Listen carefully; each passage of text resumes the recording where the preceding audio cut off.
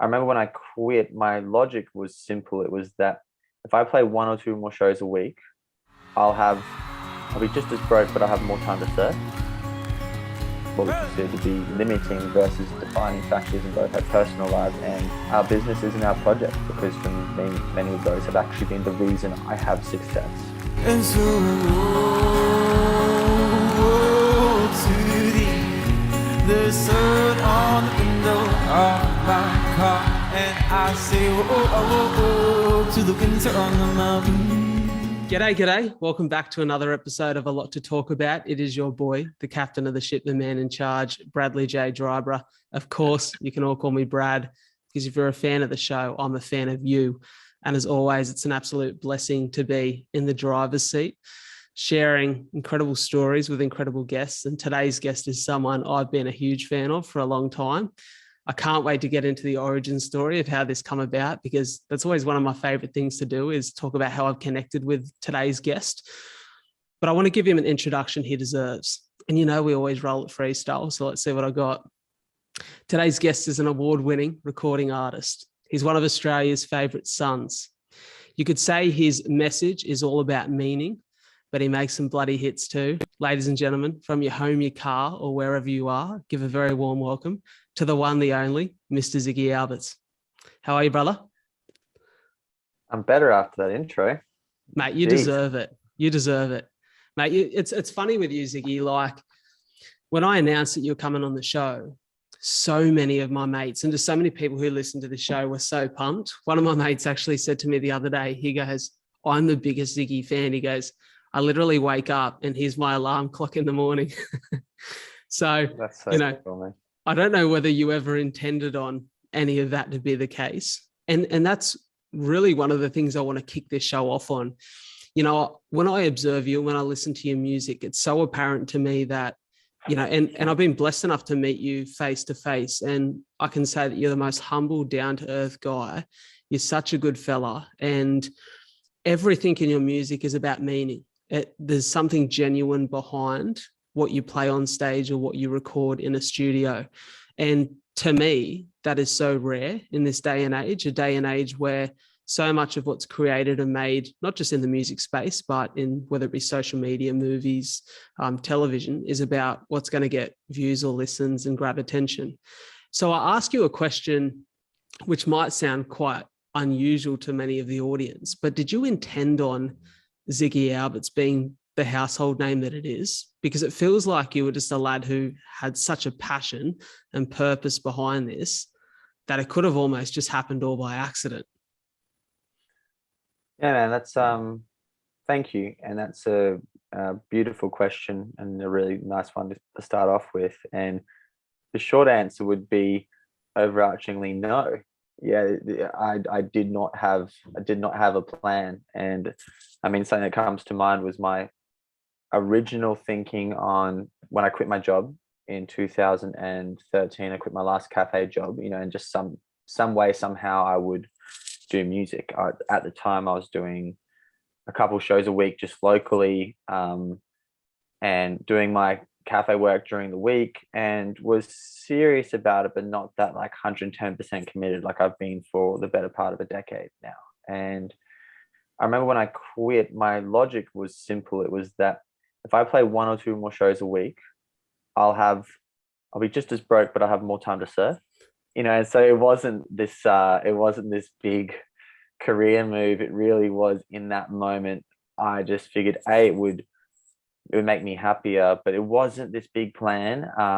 And I lucky to have the support of my folks who were like, when else? Like I was 18 or 19, like, you know, you've got my little Corolla, Tiffany, you know, my little 4-door hatchback Corolla, you know, that I had, and a guitar and some basic music gear and my boards. And it was just this, you know, this is even pre-van. The thing that I think has given me most of my success, quote unquote, was that I was just really, really totally engrossed in that moment. For me, like it takes me back to a memory of being in the car park at Talos and Byron, getting changed, after a late Arvo surf, and rushing to get to this little cafe show, and it's freezing cold, it's probably winter, it's July, and I just didn't think the world could get better. Like I was just there, me and my little hatchback, sleep on couches, sleep wherever I could. And like life just to me couldn't like get better. It was this great adventure.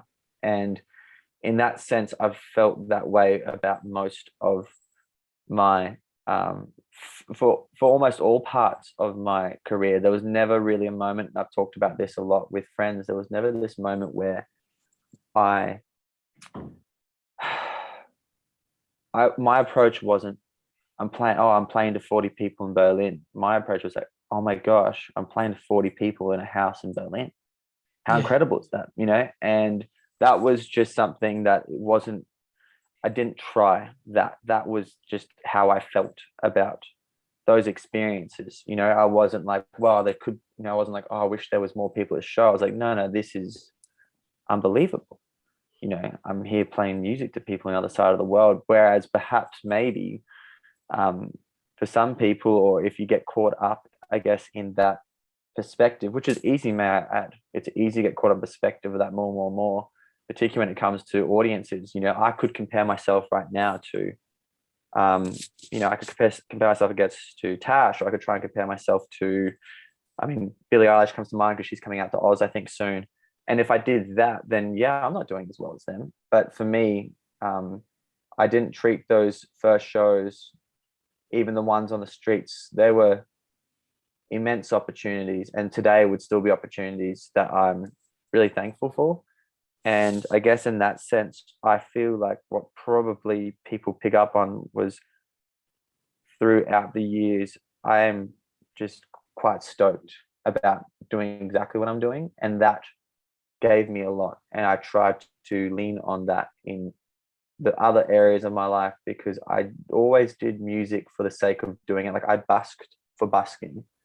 I never knew that I would busk, and that'd be the reason. There'd be the Norwegian girl there who's, Amelia, who's a good friend of mine, who would then host my first house show in Norway, which was why I played the first festival in Norway, because on the train on the way there, someone pulled out of the festival and I got the slot. Like I wouldn't have known, I didn't know that would be the case. I just busked because I did A for A. I wasn't doing A for B. I was doing A for A. And that, I think, has given me much of my opportunity that I have. I love hearing that so much, because I can connect with what you mean when there's a great passion, a connection of purpose to what you do. It's a joy anyways, regardless of the outcomes and regardless of the milestones along the way. You love it for what it is. Like you said, doing A for A. And hearing you talk about all of those little instances where just something goes right. I think that's what happens when you allow life to take you by the reins and just you run with it. And, I sat there and I thought of a fond memory of mine. I played a little bit of guitar in my sort of early teens, and I was absolutely horrible. I was maybe one grade above smoke on the water, if you could grade it on a scale. But I still remember sitting with one of my best mates, Ben, and I said, hey, let's go busk in Kirraville Village. And he goes, you reckon? And I'm like, yeah, why not? And we sat there and we busked for about half an hour and we made $50 and we were that stoked. And I think it was more pity cash, but I look at what you've done there and that joy that you talk about, and music brings that to people, and passions in people's lives bring that to people. And I'm just so happy to see you where you are, Ziggy, doing what you're doing. And I want to talk about our origin story and why it stood out to me that I needed to have you on the show, because it was a Sunday morning. And as I do every Sunday morning, I was down the beach for a run down at North Kiosk. And I remember walking down and I seen you from probably 10 yards away, and we looked at each other and we said, g'day. And then we had a chat whilst we're standing in line at the kiosk. And you said something to me that it's confused me ever since, but in the best way. You said, we've met down here before, haven't we? And I remember thinking, yeah, we have. But at the time, I didn't realize you were Ziggy Alberts. And like at the time, I just thought, this is a nice, like really nice fella down here. And I thought you must have been a local or something. But then I remember the second time seeing you and thinking I'd met Ziggy Alberts before without realizing I'd met Ziggy Alberts. And I obviously knew who you were this time, and we had a great chat. And one of my one of the things I said to you, I thought I've got a pitch to get this guy on the podcast because I really love what you're about. It connects with the message of my show, which is all about uplifting and inspiring hope in others through story. And I think your music connects with that. And I remember just making a comment on that, the fact that you'd not gone the commercial route in the sense of just make like a pop song a hit. And I'd love that there was such a sense of connection to what you're trying to achieve in life and a bigger purpose. Where does that come from? Has that been you forever since you started writing and playing music? Or is this you maturing and growing as a human being and starting to connect with the issues that you want to try to help solve behind a guitar? Yeah, man, I remember meeting at the North Beach kiosk as far as, I remember that. And I'm proud to say I'm pretty good with faces. I mean, it haunts me somewhat, my memory in some ways. It's pretty full on, because I do remember a lot of things, but I have plenty of joyous ones like that. As soon as Shelley, at the label here, she was like, "Oh yeah, I'm going to do this podcast," I knew exactly straight away who she was talking about. And I guess on the note of purpose, I can tell you when it became most apparent. I think there's the formative years. I always was trying to sing from the heart, and that was largely, it was like my diary. It was also how I could communicate with myself. Particularly first off, it was a way to communicate and then connect with people. Connecting with people is probably connecting with people for the joy of connecting with people is a big part of my life, just as a person. And I would say there was a key point in about 2015, and at that juncture, I remember a couple events in my life that made me question my identity, and it made me ask, like, where am I going, and what on earth, if anything, is different about what I'm doing? And by this point, I'm already at least 2 years in, 2 or 3 years in, and I was doing house shows and really grassroots, quite punk in hindsight, which we can, we can touch base on after this. I was already doing things different, but I guess in 2015, I became really clear about what I was trying to do, particularly when it became to a live show. And for me, it was just about creating a space of togetherness and creating a space where we all put our baggage down of different upbringings and different religions and different experiences and joys and trauma, and came together to be together for one night and to sing and feel with community, for lack of a better word, and that became really apparent to me. That's what I was out to do and why I was doing music. And in that sense, that formed, I guess, a basis for so many decisions moving forward. After that was just about, that's why we called the label Common Folk, that we started, because it was, for the people, by the people, is the way I felt about it. It was just like, we're just by the people, for the people. And so in 2015, I kind of,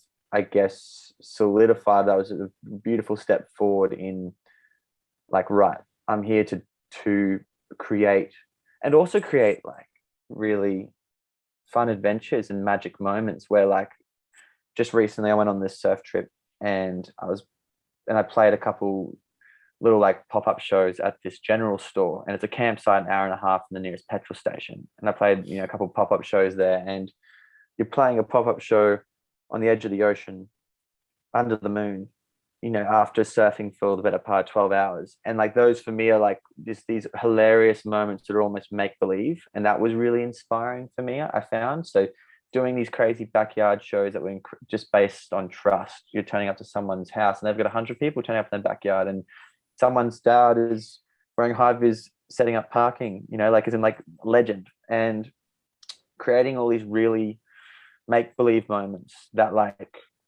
were memories that I'll have forever.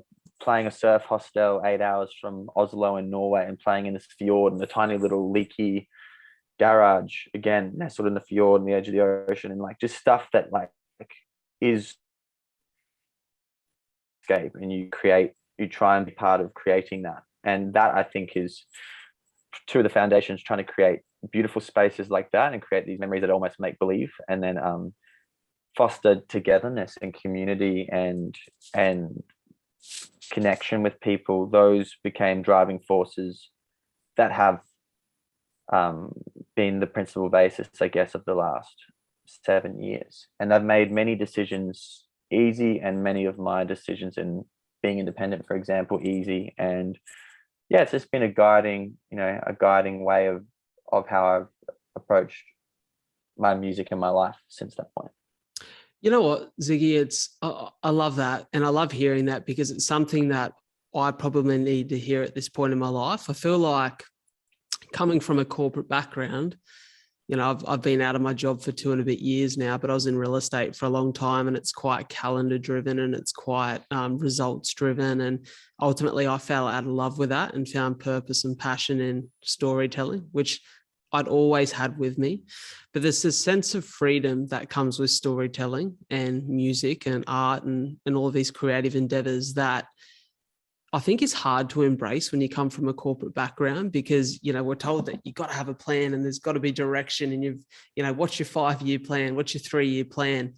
And I feel like sometimes that cage of a plan can kind of like stop you from going where you go or where you need to be. And at the moment, one of the things I actually wrote in my journal just the last couple of days was, you're the author of your story, so write what you wish to read, but remember that the pen cannot write what the mind cannot see. And I feel like it's the same thing when you create a picture of what it's supposed to look like. It's hard to see anything else, and it's hard to be open to opportunity that asks you to come in another direction. And I'm really at the moment trying to just be intuitive and be free with it and let it happen the way it's meant to take myself away from the construct of what success is supposed to look like, and just embrace where my 2 feet are right now. And that is probably my biggest challenge in life right now, because every part of me wants to plan, and every part of me is such a dreamer that I know where I want to be. I'm just trying to rocket ship my way there. And I've had to be really aware that I'm not really enjoying the journey, if that's what it's about. And so hearing you say that is what I need to hear right now. But man, and this is a very clear point for me, is that these are things that where music has been like a great teacher to me, and my journey in music has been a wonderful teacher to the rest of my life, because that isn't me across the board. I have that exact struggle right now on a couple different fronts, where I'm in that same sentiment you're just describing. Like I still battle that. I still want to have things neat. I want to plan stuff, and I'm like, and then I'll do this, and then it'll be tidy, and this will look like this, and then I'll be happy. And so I guess what seems apparent to me is you have to just keep coming back through that illusion, and take the reminders of inspired conversations, and take the reminders of those dream moments out in the desert, to be like, oh, that's beyond the construct of my mind. That's what really makes me happy, because I get caught in it as much as anyone, I'm freaking 28, giving my best shot at trying to be a director of a record label and a publishing house. I have no idea what I'm doing, and I'd like to have answers, and I'm trying to be responsible to the people I love here and do my best job, but I don't know. I'm just trying to figure shit out as well. And so that's just to say that we all face that in different areas of our life. And I certainly feel like perhaps also in the recent time where planning has been threatened so much on a societal level, and the rug got pulled out from everyone underneath their feet. Perhaps also it's how we also trying to have some semblance of like, surely I have some directive over my life, is what you're trying to cling to, something like that, but that's where I always keep trying to return to, the A for A, which is literally like one of the most beautiful and big challenges. It's like, how can we do A for A? Because that's where that's where I have the great teacher of my life in music, is that like I primarily have done A for A. Like the latest records, I didn't have to do them. I just was like, I need to do them. It's a deep passion, desire to try and make music in this minute and release it real time. It can be companions to people in a time of what has been a yin and yang, light and dark. But that's not because I should be doing it. I'm doing A for A. If anything, to be honest with you, it's like the amount of music I've released the last couple of years is it what I should have been doing? Maybe not. But again, it's just like I'm doing it because it's what I need to do. And I've yet to be failed by that. It's not an easy path, and it's easy to forget it in other areas of your life. And I'm, as much as anyone, at the pressure or the I fall for the I fall for the illusion of wanting to know all the answers, and the void of this time for me is like, that's been the biggest lesson. That's what I learned when I went away just a couple of weeks ago, when I was away off reception and out in the middle of nowhere. Was just actually Mama Kin, who's John Butler's wife, and she's an amazing musician to our own regard. We got to connect while I was away. She was out there in the desert as well, and she was like, "Man, it just sounds like you're in the void," you know. And she like, just embraced the void and had this really, she had this beautiful message for me, and I was like, "Thanks, Danielle." You know, important reminder, because it's super scary being out in the middle of nowhere on a mental, spiritual, or level in your life, you know, where you're like, I should have my shit together, and I don't feel like I do, and I haven't got it all neat and tidy. And that's continuing to let go of that, I find, is one of the challenges and one of the fun parts as well when we do. I feel like that what you just said there is going to be so powerful for so many of the people who listen to this show. A big part of this audience is between those ages of like 23 and 40. And I feel like, you know, I'm not far behind you. I'm 26 at the moment, and you're getting to that part of your life where you're supposed to have it all figured out. You know, like that's the societal construct is, you know, at 30, you've got it figured out. You've got your partner in crime who you're going to do life with. You've got, you know, the bricks on a solid foundation, and you're settled down, you're in a great job. And you know, I've gone away from all of that to go on this journey. And so I love meeting people who are on that same path, because it's inspiring and it uplifts you so much. And just to know that, you know, everyone, the story that we're told in life, or the story we're being educated on, for some people that works amazing. And if that's you and you embrace it, I'm so happy for you. But for me personally, I've had to get really comfortable with the fact that financially I might move like this where others are moving like this. And, you know, I had to sell my apartment to continue to fund the dream. And like, I've poured my heart and my soul and everything I have into this. So to hear you talk about that, it really starts to make sense why you are the way you are and why you're making these decisions in your life. You know, I look at the decision to be independent and to start your own label, and I can sense that it comes from that need for freedom, that need to be completely and utterly who you are. Is that the case?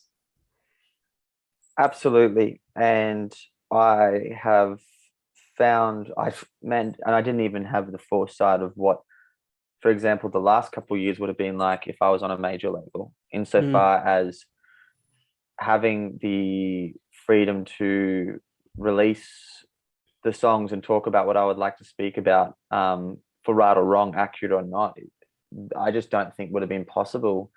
I know wouldn't have been possible. And I didn't even have that context when we started the label 4 years ago. 4 years ago, it was just like, I was actually quite inspired by people like Chance the Rapper, for example, who was, at least until this point or recently, was fully independent, doing amazing things for his city. And so I looked to people like that, and I was like, where, you know, and it was a cool, and the label, you know, had at that time all the label deals on the table, and I nearly took one of them in particular because they were independent, have done it right, but it just became this, what if it's possible? What if it's possible? And I could not.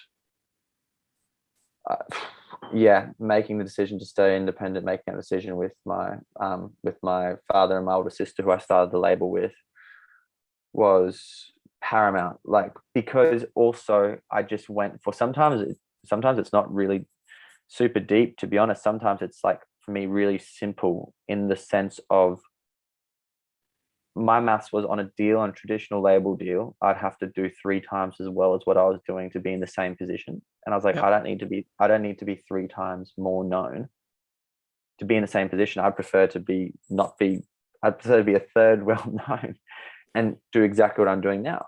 I don't want to have the pressure to be in the same position now, because to do 3 times better than what I'm doing now, like, that's a lot, and no one has the magic equation on that. Like, it's just down to whether your songs land or not, you know, if they land with people, and that's not a given. And so yeah, man, I have found so often my my personal desire for safety has not offered me much happiness.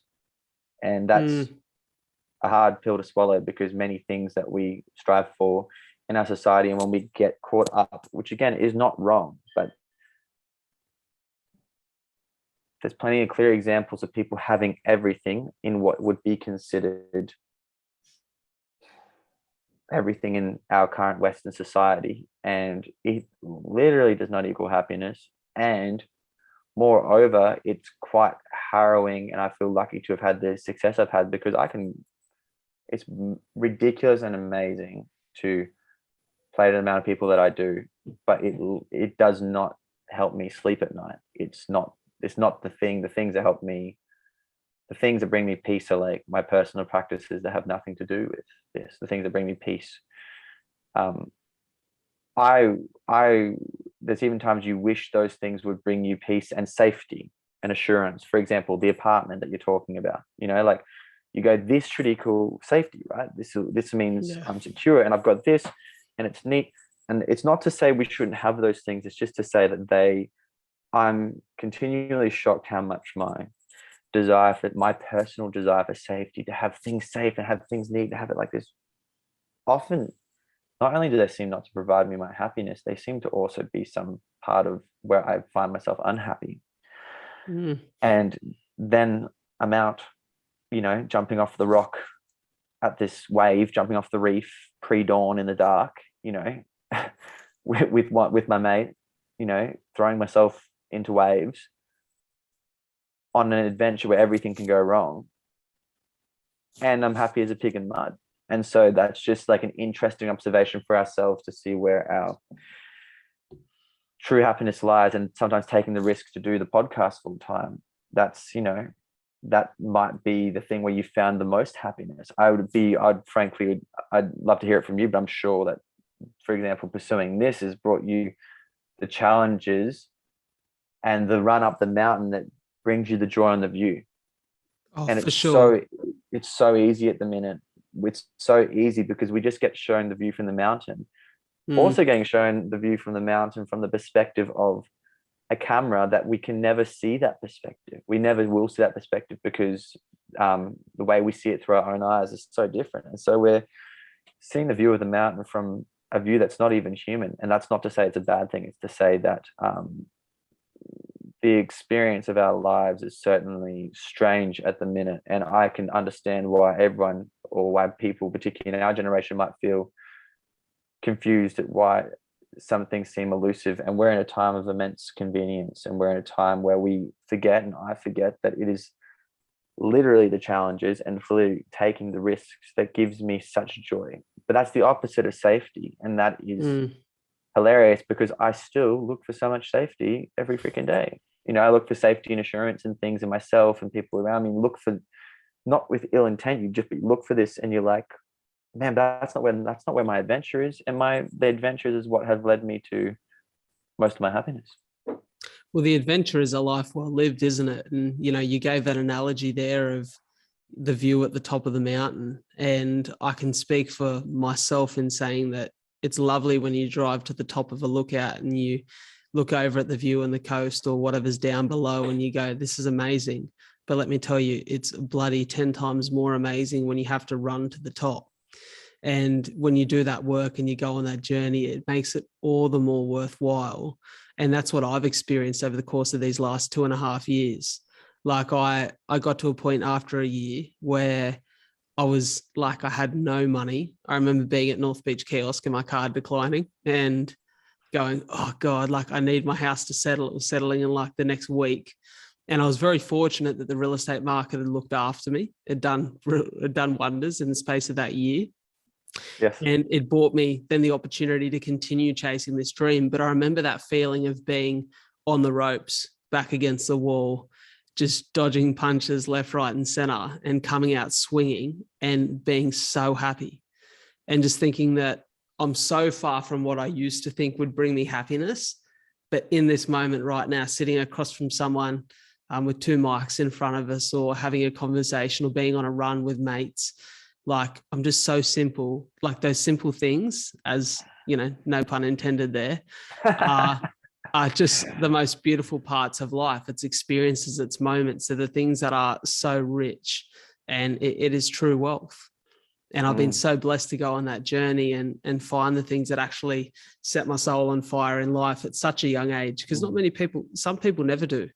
Some people, it takes, many watershed moments along the journey to figure out that they've been on the wrong path for an entire lifetime. But I guess we're blessed. We're in our 20s and we're living it. Oh man, and we gotta have some more foresight, which is again hard, and I'm as guilty as anyone, because we're in this very like want it now, and want it now more than ever. And I guess like when else in my 20s, your 20s, when else are you going to take those risks? Like you can, and it's not to say that you shouldn't when you're 40 or 50. That's actually, life's got to be lived. So yeah, take those risks, but insofar as if we really think about now, like for me, so like I'm here, I feel responsible to my family and to the label and doing this, but that's a joy, it's a pressure, but it's also an immense joy, and it makes me feel proud, and it gives me energy and gives me life. But like my folks said to me 10 years ago, they're like, you got no mortgage, you got, no kids, you haven't got a dog or a partner, like there couldn't be an easier time. So although it's scary and that pressure, man, like, oh my God, the pressure to have everything figured out now, like it's just not reality based. If we really dive down into it, like it's just not reality based to have that expectation. And no wonder people feel like they simply can't reach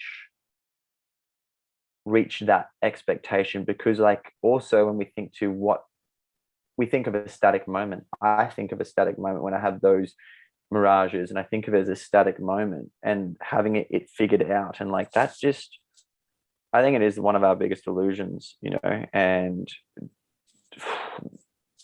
that trip you met me on, when we met again at the North Beach kiosk, like that was just me. That was me cruising back up the coast from Marimbula, on a much needed, just in my van, because at the end of the day, the craziest thing is that you put me in my van, sleeping in random car parks like we were on some road trip.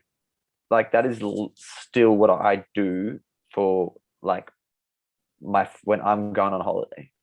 Like, Yeah, I love that stuff. Like me and my buddy playing. I think we were even playing hacky sack that day at North Beach kiosk. You were too. Like that stuff's how I spend my downtime. So I could go and do plenty of other things, but in reality, like you talked about, in the bare bones of things, like it's just continually important in my life to keep. But it's so easy to forget, man. Like we have those moments and you have those insights, and then you forget. All of a sudden you're a week later back telling yourself some same story that's just making you unhappy. And so it's just important for us to, in our days and our weeks and months and years and lives, to continue to really like unabashedly connect with what that is. And for me, one of those things is, it's crazy, but sitting at the coffee shop overlooking something and taking that moment, like it brings me immense joy. It does. I think it's a massive luxury. Going away and camping in my van and and not having a plan makes me so happy. And doing both, we're definitely creatures of habit and we're creatures of adventure. And it's just this, again, but that ebb and flow, which is just, I guess, what I'm learning, maybe you're learning as well, is like just the ebb and flow of things and being comfortable with that. Because it seems to me that like that safety and staticness that I do so ever desire, as much as anyone, doesn't seem to lead me to being fulfilled. Which is crazy. I can speak to that too. So we just had a brief intermission. Zoom wants me to upgrade, basically, is what they're saying to me. They just sent me the upgrade message. We hit the 40-minute time cap, but we're back, new link. And I'm really intrigued, Ziggy. Like we spoke there a little bit about expectation of life. And I guess with music, you come up with a new song, you work really hard on it, you love what the meaning and the message is behind it, it sounds good, you release it, or you put out an album, or you go to play a tour. With that comes a sense of, I think, even if you try hard not to, a sense of expectation on what your hopes and dreams are for that, and the success that you want to see that song have or that record tour have. For you, how do you deal with expectation, and how do you stay on top of or stay outside of your own head in those moments?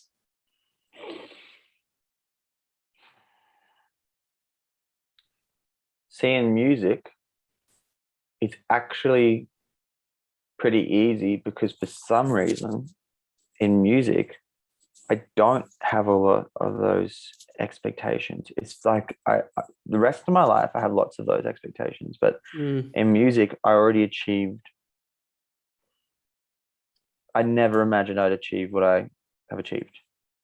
It wasn't even on my radar. And that's the crazy thing with music, is that like I'm just, for example, with this new album that's coming out in November, Dancing in the Dark, like I'm just completely engrossed that I gave everything I possibly could to it. And I've already had so many songs so well received, it blows my mind. And so like in music, I literally don't have a lot of those expectations, which sounds ridiculous, but that's where I'm saying music in some ways is an anomaly in my life. Like I hardly overthink music, and that's crazy because I overthink a lot of things. But music's just this thing. I guess it makes sense, having heard what you've discussed today and heard the stories you've shared. I think, like you said, and probably the biggest message of this whole podcast here today is that sense of, if you are genuinely doing what you love for the love of it, then the rest doesn't matter. It'll work out. And it'll work out how it's like, whether it works out on paper by what society would call success, or whether it works out by you just being able to rock up every day and do what you love, then that's enough. And, I think that's the pure love, the pure joy and pure passion is what you're describing. On top of it, what's crazy, and I think this is something like when I look to nature as an example, if you look to principles of nature and you look to what a tree does with its seeds and how much life can burst from a tree, from one tree or from one seedling, and what that does over time, like I don't see a limitation on success and commercial approach, insofar as not saying I'd love to like hopefully encourage and or support people who are on that path. Like the irony of my whole approach in music, because I also love, like I love business, I love marketing, I love all that stuff. I love, like, marketing gets a terrible rap because it's often telling a false story, but good marketing, like to reference a Patagonia book called The Responsible Company. No, it was the grassroots activist book they put out. And, marketing can be telling an honest story well, and there's nothing wrong with that. And so I guess the irony of some of my approach is that like my core value to independence is what has, for example, attracted you to want to speak to me. Yeah. Like be a key point. And so the irony is what would seem like an inhibiting factor has been a defining factor. And so I'd really love to support people out there and that is a narrative that is changing, and is a beautiful part of this generation, this time, is it is a narrative changing. The Patagonians of the world have shown you that it is possible, and people do care about how things are made and are caring more and more about the ethics behind a business. And the thing is I'm like, well, if in nature there's examples of incredible proliferation or abundance, why do we feel like we've got to cut edges to do that? Why do we still have massive corporate entities that, like, they could literally, I think, do as good, if not better? Sure, maybe you wouldn't make the same margins, but that margin's being made in a false reality that literally can't stack up for more than a generation or two. Like it just can't. It's not based on reality. If we poison the river enough, like, we won't have water to drink. So the way we practice things can't poison every river. And that's just to say, though, in a positive business sense, I'm like, for example, doing the green touring stuff that I was very inspired by. Shout out Jack Johnson, who 5 years ago I got to meet briefly, and it inspired me a lot around green touring. Like, that would seem like it is more expensive to tour. It is more effort. It's more admin, but it's another reason people actually wanted to come to my show. And so the irony of having your value base be at the forefront of what you're doing is it has actually given me the success that I have. even though by inference, doing the thing that was more expensive or harder or not the shortcut, if you want to speak to a more limited, typical corporate sense, for a lack of a better word, that's not the way you do it, because you're not going to get the margin. You're not going to do this. And I'm really, because I've experienced it in my own life, I'm really passionate about business, really passionate about that. I've got no problem with people doing well. I think it's fantastic. When people do well, the good value set, they can do more awesome things and support more awesome initiatives. And I think what's cool is we are in this time, and hopefully more and more people feel that way, that like our values and defining factors, they aren't necessarily, there may be some limitations, but like they have literally given me points of difference, even to, for example, speak on mandates and songs, which no one wants to talk about. I understand it's a difficult topic. It's caused a lot of friction in our society. That has been a defining factor. And ironically, I just don't know if people, the funny part is I did it for me, and it's brought me a whole new connection to people. And so it's just an interesting thing that I just really want to encourage people, for whatever their path looks like, that some of those things you may consider to be limiting actually may be defining. And that's been true of my whole career, doing house shows, playing to 50 people, created beautiful connection. That is the basis of everything that I have.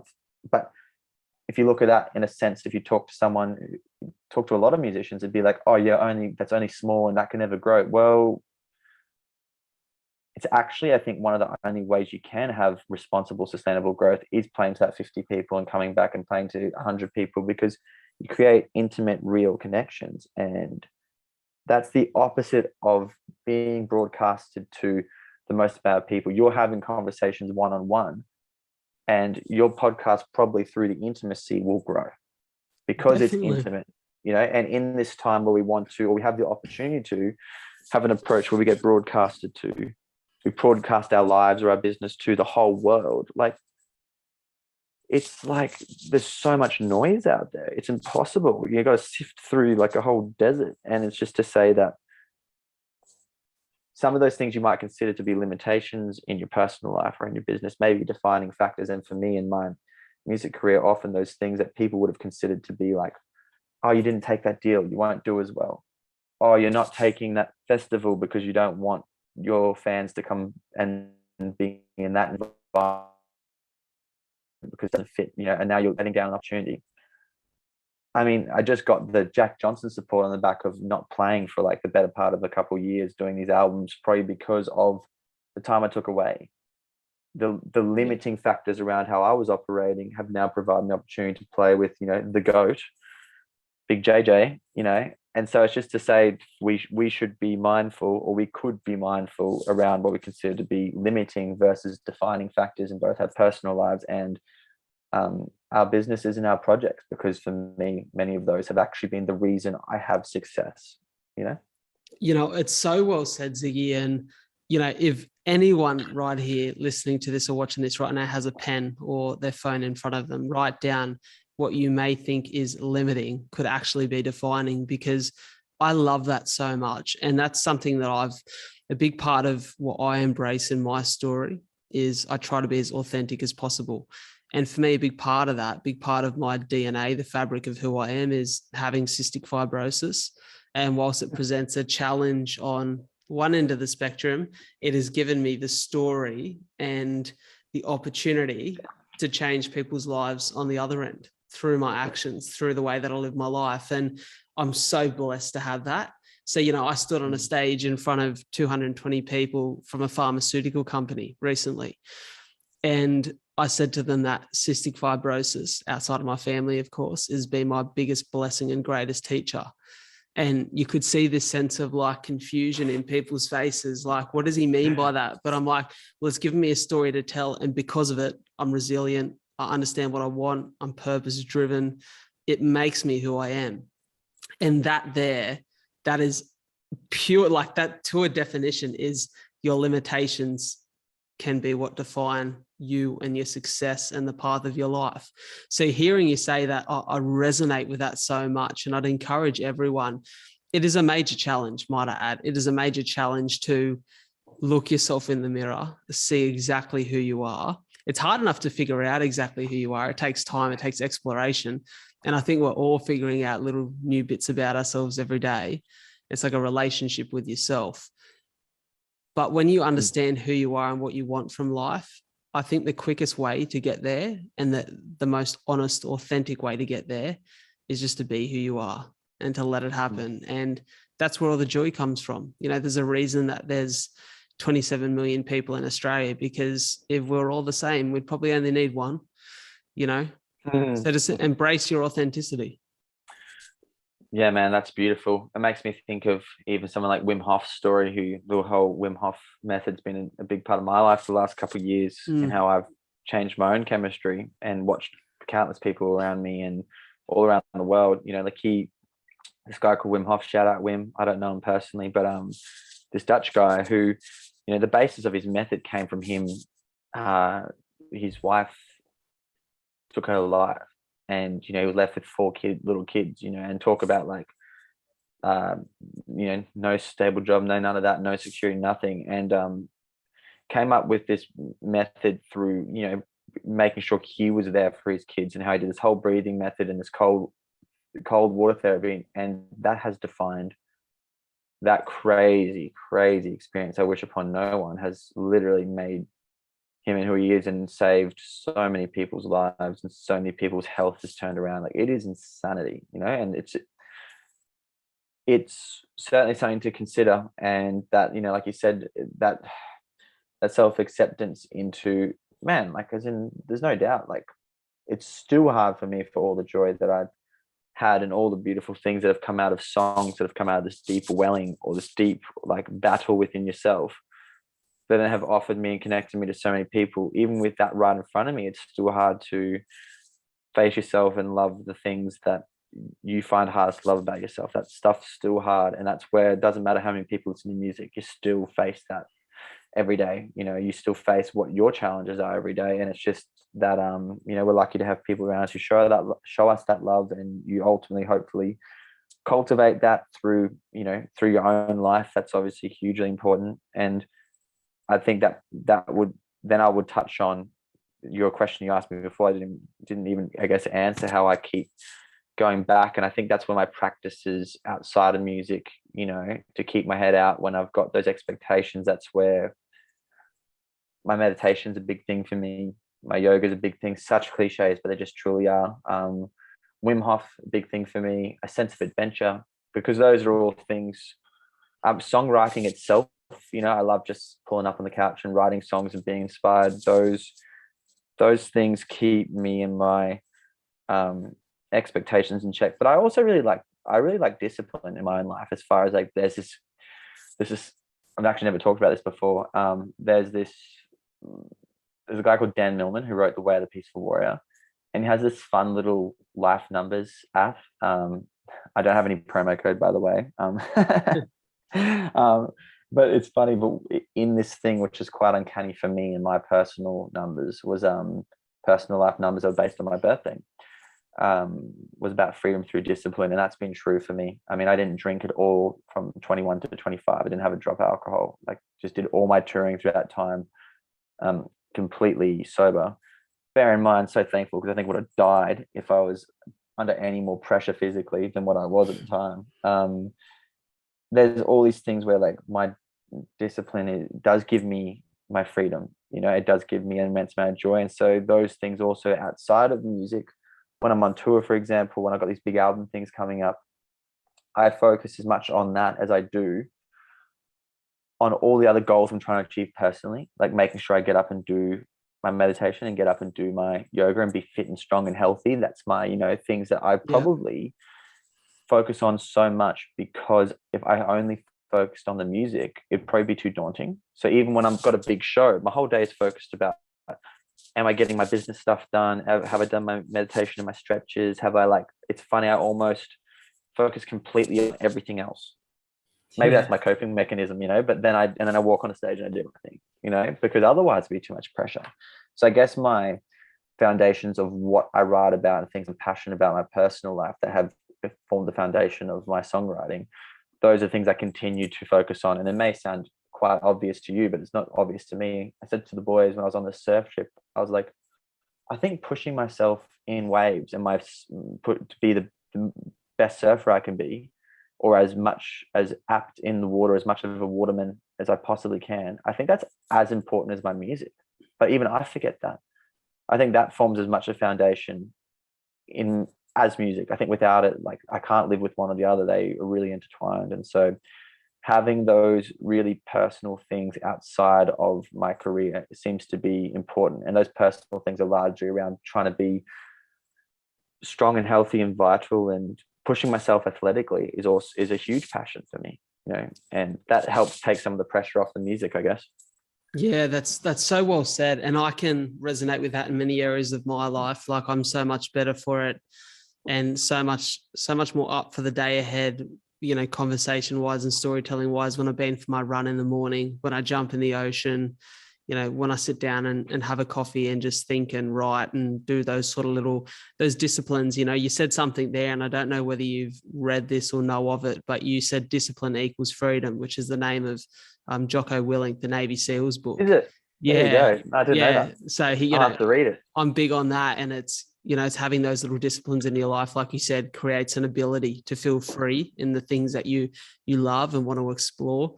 I also hear you speak there about enjoying and having many passions. And I think that's a misconception with a lot of people, is that if you're trying to succeed in one area of your life, you can't be succeeding in other areas. Like, it's a singular focus, where, there's actually a photo of Pharrell Williams above my bed.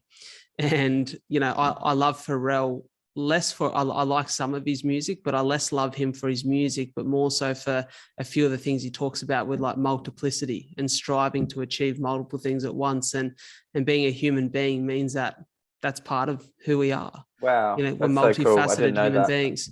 Yeah, he's got some, like, fascinating talks where he sits down and talks about these things. And, I think it's so much of who we are. And I think it's what keeps life exciting, is the ability to adventure and explore many different things. And ultimately, you're still so young, Ziggy. And whilst music is the thing that we all know you and love you for, it may not be the thing that we all know you for in 20 years. Conversation storytelling may not be the thing that everyone knows me for in 20 years. And I'd like to hope it is, because I love it so much, as I can imagine you do too with music. But you don't know unless you try. We only know we love this because we put one foot in front of the other and keep moving in the direction of exploring it. And, that's the beautiful thing about life. Don't you think as well, like, this is something that I find hard to keep in mind, because we're quite identity based in general, but particularly now, like, we want to be, right, I'm this person, and this is kind of what it looks like, and I'm a singer-songwriter, and I'm this, and it's this little package. It's kind of crazy how, like, it was more understood, or I would speculate that it was more understood you will have career changes, when, like, generations before us had multiple career changes. Looking at our folks and perhaps what they have multiple ways they ultimately put food on the table. And it's again, holding on to that, this has got to be me forever, and this is my identity, and continuing to come back to, like, your identity of why you're good at what you do, in my opinion, is because, like, you like connecting with people, you're a people's person, you genuinely seem to enjoy speaking with people, and that can permeate through podcast. That could almost permeate through a radio show. That could also permeate through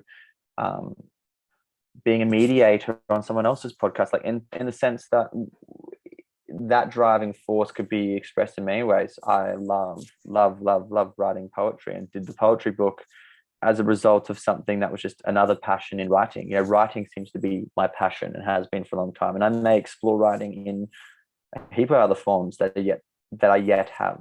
And so I completely agree with you. We've got to, it's daunting, man. It's daunting. I find it personally at the minute kind of daunting, because it's easy. Like, I'm in this re-entering a space with touring coming up, and this crazy little bubble of 2.5 years where I basically turned into a recording artist, just did about 3 albums in this last couple of years. And to go back into this space, re-enter into that whole space of touring, I'm really excited about, but it's kind of daunting, because it certainly felt like with these really big shows I did, a couple of years ago, like it was an absolute moment in time, and it may never happen again. Well, it won't happen again. It will be different, even if it looked the same. But just to say that it's crazy to have had all the things that I already have in my life because I never planned to have them. And it's like, that's where the void at the minute is for me. I have to try and continue to be comfortable in the void of holy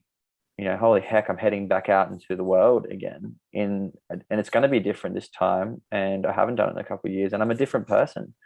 This last couple of years, like I'm sure you've grown a lot through this last couple of years, and so has pretty much anybody who's been willing to has had to grow in order to survive. And so it's pretty crazy. It's going to be pretty crazy. I've lived this whole exactly polar life for the last couple of years.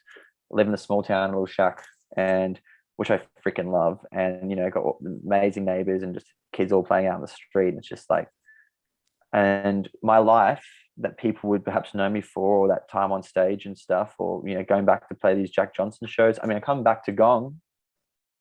Yes. The girls told me we're coming back to Gong. September 30, and I'm absolutely gutted because I fly into Melbourne that morning. Yeah, that morning. Dude. I was like, "You're kidding!" But are you going to be in Sydney? I will be in Sydney for the Jack shows. I think we're playing. I'm doing his support at it's at the Opera House on the stairs, on the outside stairs. And yeah, so like, as in, please come down to that. It'll be hilarious. It'll be awesome. 8-year-old me will be stoked. Yeah, that's exciting, isn't it? And I got to ask, if you're now collaborating with Jack Johnson, he's had Ben Stiller in a video clip. Who are we reaching for in your next? Who would I collaborate with? Great time, Jack Johnson in a video clip. Who would I collaborate with if I could in a video? Oh man, this answer is gonna probably spin people out. Nah, I mean, what comes to mind, just because it also just, I'll share this with you. I have this little fun thing that like I say with my friends. For example, when I'm away on a trip, and like messing up with the life algorithm, for example. So like on the trip down south at one point, we went to the RSL went to RSL, like had a schnitty and a beer, put some money on the Keno, and then like went to the pokies room and played pokies. Like just the last thing that anyone expect me to be doing. I just love doing some of that stuff because I'm just as like human. And oh my God, I was crying with laughter. Shout out to my good buddy Harry Peters. And we hit obviously I don't play pokies very much with my language, as you can tell.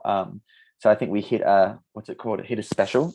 And anyway, and he just started dancing and I was on the floor crying. Like I couldn't stop laughing. And I love in life, like also just doing really random things like that are totally, because we're not on brand. Human beings aren't on brand, and like that's another pressure to be like this and look back and do that. Like, dude, like I hopped on a dirt bike the other day and it was so much fun, so dangerous, and probably sent it a bit hard. But like, I just love doing random stuff and having those random experiences, and also having very visceral, totally hilarious experiences, like going to the pokies room, my buddy having me crying on the floor because like it was just too hilarious. And that's like, for me, I have this phrase of like stuffing up the life algorithm.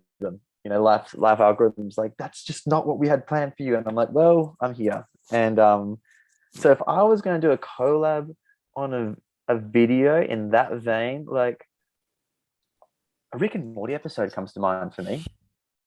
That's my guilty pleasure, Rick and Morty. Yeah. Like that, if I could collaborate on a music video with them, no one would understand, but I would be immensely happy. So left of center, but so worth it. It's so worth it. I love that, brother. I want to, before we dive into these 5 questions and 5 answers, I want to quickly touch on one thing. And, firstly, before anyone panics, we've spoken a little bit about tour dates. I will make sure that everything is in the show notes, so everyone's got access to where they can get tickets, exact dates, all of your socials and all of these things. So don't panic, people. It'll all be there. But I really want to ask you sort of one last question before we get into our 5 more rapid fire ones. And you mentioned there before you started the label Common Folk with your old man and your sis, was it?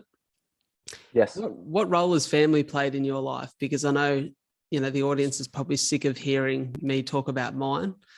But, mine are just they're my everything. I love them dearly. And I always say, they say you can't choose your family, but if you could, I'd pick mine every day of the week. So I'm really interested to hear of sort of their role and how they represent as the human beings and the support systems in your life. Yeah, man. I'm one of 6 kids. Oh, wow. So huge family. My mum is Hungarian, and she her and her parents and her brother escaped communism to get here when she was about 10 or 11, from Hungary. Went to Austria first, because it was obviously well illegal and you would have been jailed and or killed for escaping. And they did, and they made it out here, left everything behind, made it out here. And my dad is Aussie, but his father is Dutch and his mum is English. And I don't know much about how my grandma arrived here with my grandfather from England, but my Dutch family were in the Dutch underground during the war, so were hiding people, and were hiding a Jewish family and an American pilot, amongst other things. And yeah, he died he was found out and he died for doing so. He got killed for doing so. And I actually got to meet the American pilot's son when I was touring America, which was amazing, to see what good can be done on a generational level, even if it literally costs someone their life. It's incredible. And somehow my folks met in Brisbane. They met in Brisbane at a university. My dad was doing a carpooling campaign with like Coca-Cola or something, was trying to do a carpooling thing, which was already a problem, traffic in the city, thing outside the blocks. And my mum was teaching aerobics, and I'm sure my dad was just there at the uni actually trying to pick up, I'm sure all that was a big facade, knowing him and his deep love for womankind. And they met, and and I'm one of 6, which is unbelievable, which is pretty damn cool. And much like you said, man, family has been pretty much everything. And we're all big personalities. Oh my God, we can argue, and have we argued the last couple of years? Absolutely. But the love and trust is just so cool. I grew up homeschooled. I was homeschooled till I was 13, and so I was obviously super tight with my family as a result of that. We're homeschooled, but we were homeschooled, and we, on top of it, surfed, did surf comps, did skate comps, did martial arts, the whole kit and caboodle. So I have to immensely credit my parents for being, at that time, homeschooling your kids in the early 2000s and late 90s. Like, it's like, are you trying to hurt them? Like, it wasn't trendy. It was like, are you trying to ruin their life? Yeah. And so I owe a lot to being myself, because I had the opportunity to be myself, and form that, which I give a huge, huge, huge amount of love and respect and credit to people who manage to, within a school and a normal schooling system, to be individuals, because the thing isn't designed for you to be individuals. It's not saying it's good or bad. It's saying it's not designed for individuals. It's designed for conformity, because with that amount of people and kids in a classroom, you need conformity. And so to live an out of the box life, and I had it easy in that way. So I owe a lot to them. And I work. So I started the label with my older sister and my father, and then we got my auntie on the label almost straight away, and now I got both my aunties on the label. And then I have my brother-in-law, who's next room over, as in both my aunties are here. My brother-in-law is next room over. My younger brother works here part-time. He just started a band called Sundu, which I'm so stoked about, because he taught me my first guitar chords, 11, 12 years ago, so now it's amazing. He's finally doing music as well. And my other little brother, I was my like chef on the world tour we did, because there's so much waste in trying to imagine trying to do 30 meals a day takeaway. Like, you just, besides the cost of it, like, the actual waste is immense. And so us together decided, he's amazing, Spiro runner, chef dude, shout out Khan. And so yeah, man, as you can hear by that explanation, we now have now we have 4 people on the label who aren't family, but like one of them, my mate who I used to tour with, Matt Sorensen, who's from Cronulla, he, you know, he's sitting across this wall from me, you know, and we've known each other. I mean, he was hosting one of the first house shows I ever did. And so family of blood and you know, blood and values has been everything for me as well, has been a huge driving factor, immense driving factor. And I'm sure in time, it'll be interesting in time having my own family. I don't have my own family yet, and having my own family would be really interesting, and it's something very daunting, but something I look forward to sometime in the future. But yeah, I don't know what I'd do without them, because music's hectic, and being able to have the trust that I do, like the trust I've had. My sister was my first, and still she was my first manager ever, back in 2015, and she, you know, she's I pretend to be the boss, but she's the boss. And you know, she's top downing both the label and the publishing house. She's kind of like now on my auntie's the GM now, as the general manager of both, and my sister's now just like, she just top downs and sees everything. She's full power woman, got 3 little kids of her own, and also tops down the whole business. And so there is like no sleepless night I've had regarding that. And how many stories have we heard in that regard? I think a message I'd like to leave regarding whether that be family of blood or family of, you know, your values and your care for each other. I reckon for what is hard about it, can be really challenging about the level of intimacy in each other's lives, you know, having people who care about you more than the success of your career seems to me to be incredibly important. And they always cared more about me than anything I'm ever going to do professionally. And that lays foundation to have support in many, many different decisions. And when I stopped touring at one point because I just needed a break because I was losing my mind, they're like, there's just no worries. And that's largely the sort of personalities I work with across the board, even in our third parties, our booking agents, stuff like that. They've been so supportive through the last couple of years. Yeah. So, man, you know, much like what you said, you know, you don't get to choose your family, but I'm so inspired by my family. I'm so inspired by them. You know, I'm inspired by my older siblings, and I'm inspired by my younger siblings. You know, they all have, I look up to all of them immensely. So I love that. And very inspired by the life my parents chose to lead, which was not easy. And, you know, and like I said, they paved the way to doing things different, you know, and they did it themselves, and have come from pretty crazy backgrounds and have made the life they truly wanted to live. You know, rented beach shacks along the coast and homeschooled their kids, you know, and that was their dream, and they did it despite all their pressure. So much like you, man, it's a lot of fun, and life would be lonely without it, wouldn't it? Yeah, that warms the heart. I love to hear that, brother. An incredible message there too. I want to dive into these 5 questions and answers with you. This forms part of the show. 5 minutes. It's like 5 questions, 5 minutes exactly, which is like a beautiful conclusion to the end of the show, or an incredible trailer for the people who maybe are a little bit time poor and want to check out that before they dive into the full app. So I'll kick it off with question number 1. If you could recommend one book or one podcast to someone listening, what would it be? Illusions by Richard Bach. Incredible. It's a 70s author, and his work is still so good, and I read that book a couple of times a year. I love that.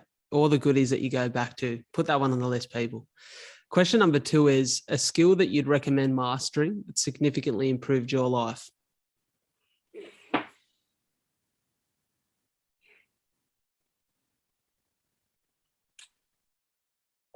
I want to say discipline. Yeah. Because it lays a foundation for my meditation, and for my ice baths, and for my breath work, and for my yoga. So discipline's my answer there, man. It's given me a lot of freedom. As we said, discipline equals freedom. Those magic words. I'll have to read the book. For sure. I've probably got to read it too. I've listened to more podcasts around it than I've read the whole thing, but yeah, powerful message. The third question, I guess, encourages a little bit of vulnerability here. It's the one challenge you've faced that's required the most growth and resilience to overcome.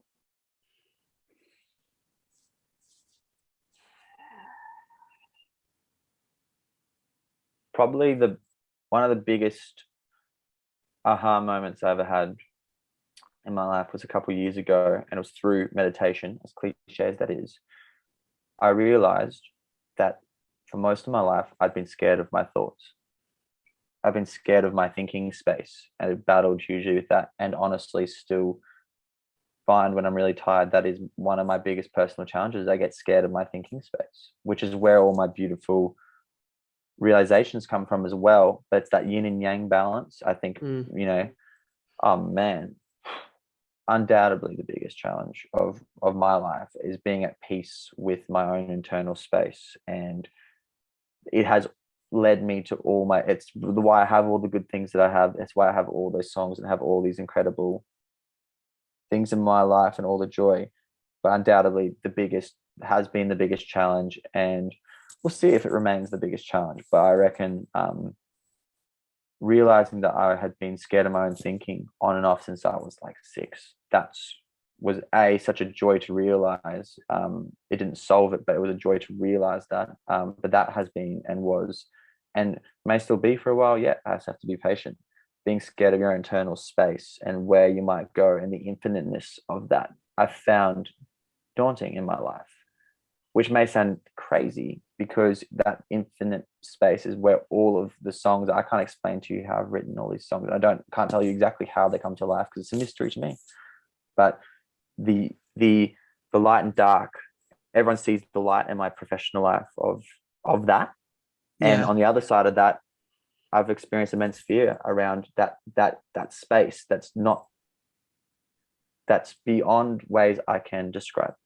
And so that's been the biggest challenge, but it's also been the greatest gift that I have, and accepting it as the greatest gift is the challenge. Very well said. Question number 4 is, I'm going to change this one up for you specifically. Your favorite Ziggy Alberts song?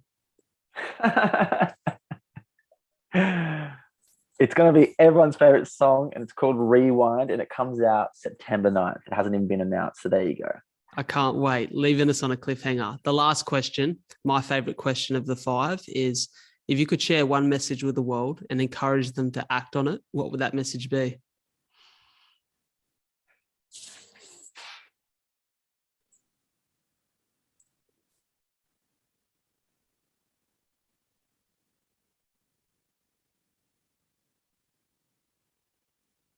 Today, it is,